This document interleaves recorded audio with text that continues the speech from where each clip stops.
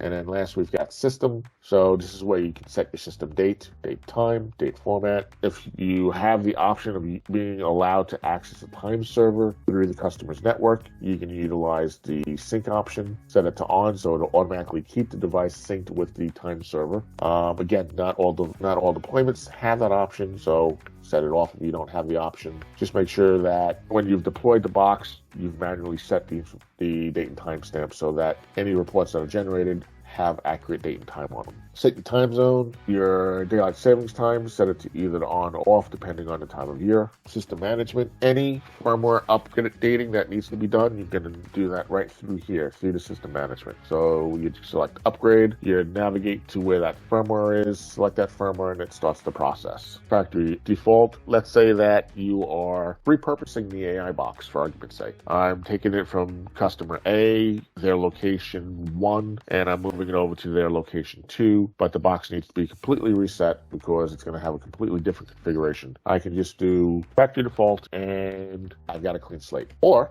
let's say that you've got a customer who is buying multiple AI boxes, and to use the term cookie cutter, and understanding that we know and understand at this point that nothing is 100% cookie cutter. There are going to be some tweaks that need to be done. But in making things easier for deployment, cookie cutter, you can take an AI box, set it up, configure it to the basics that are going to be common across all the deployment sites, and then you can turn around and export that configuration and then import that configuration into all the other AI boxes, streamlining your deployment time. And if you ever need to do a reboot of the device. So again, bearing in mind it's more of an embedded device than a desktop system or a higher level deployment device. When the resources are configured to be very close to maximum resource potential, you may need to reboot the device once in a while just to kind of restore performance. In which case you can do it manually like this, or you can set up a schedule so that the unit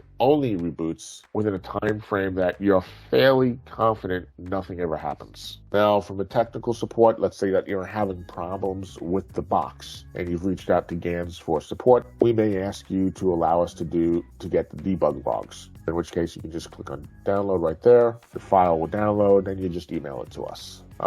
There is the option for remote assistance with the box. I'll be honest, I've found that there are sometimes, again, because it's a remote device, it may not be accessible to us because of the customer's network setup. I honestly don't really recommend utilizing this function at this time because in most cases, it's just not accessible. What's going to be more accessible is going to be a PC that's on that network that allows us to see the interface like we see now. That tends to be more the norm than a direct interface to the box. It's good to know that that function is there, but from experience, I don't think it's robust enough in its implementation to be effective when just remoting into somebody's computer has been more the norm and is a lot more effective.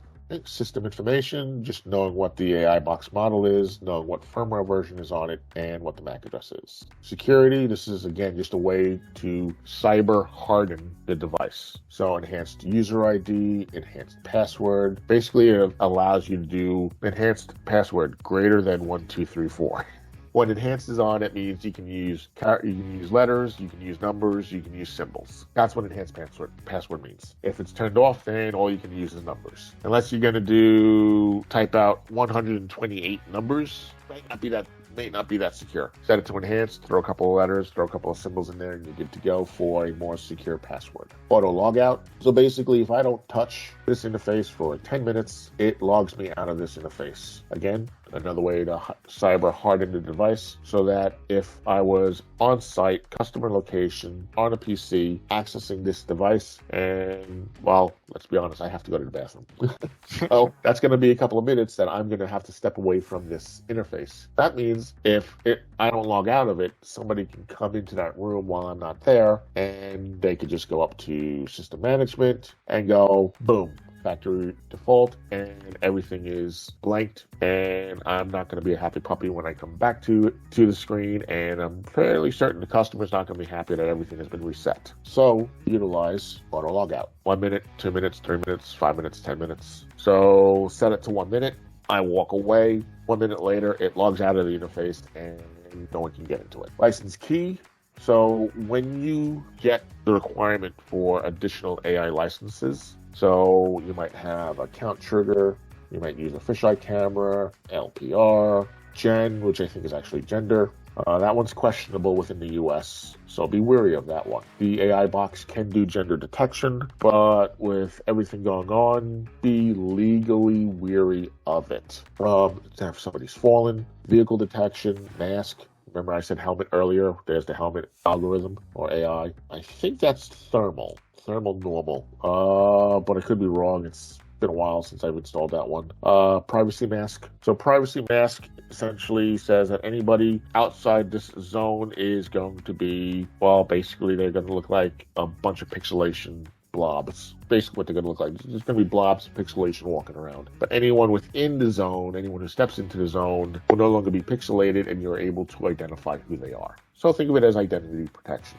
This might be a school. This might be a public location where anybody outside of the store should be pixelated if they're on camera. So you set it up accordingly. And this one is just social distancing. So the AI box's ability to say, hey, you're too close, get away. Last thing from a navigation perspective is the AI box comes with the API documentation. So if you are API savvy, if you're script savvy, you can come into the AI box, you can go to API documentation, you can pull that up, and you can begin to generate scripts that allow the AI box to handshake with other entities, devices, and potentially do greater functionality in conjunction with those additional devices than it is currently configured for out of the box. So again, we go back to that flexibility and robust functionality. It's just more ways to take the box and do greater things with it than its initial out-of-the-box presentation. That's all. That's the navigation.